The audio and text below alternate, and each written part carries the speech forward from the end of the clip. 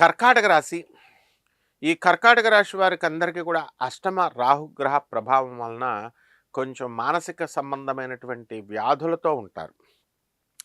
ఏవో సౌండ్స్ వినబడుతున్నట్టుగా, ఎవరో మనకి చేతబడులు చేశారు, లేకపోతే ఏదో ఒక వశీకరణాలు చేశారు. ఇలాంటి పిలుపులు వినబడుతున్నట్టుగా అనిపిస్తుంది. And this is nothing but hysteria అనమాట. సో, వైద్యపరంగా మీరు మందులు వాడుకోవాల్సినటువంటి అవసరం ఉంటుంది ఆరోగ్యపరంగా.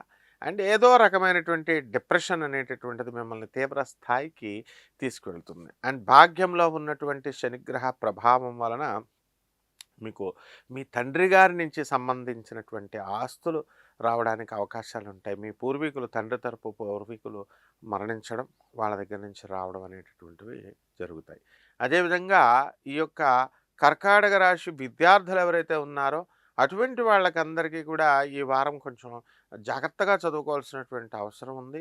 అలా విద్యార్థులు చదువుకోకపోతే మీరు ఫెయిల్ అయిపోవడానికి అవకాశాలున్నాయి. మీరు ఎంత బాగా చదివినప్పటికీ కూడా మరి మార్కులు తక్కువగా వాల్యుయేషన్‌లో రావడము, ఇవన్నీ క్లియర్‌గా కనబడుతూ ఉంటాయి. ఎందువలనంటే అది మీ తప్పు కాదది.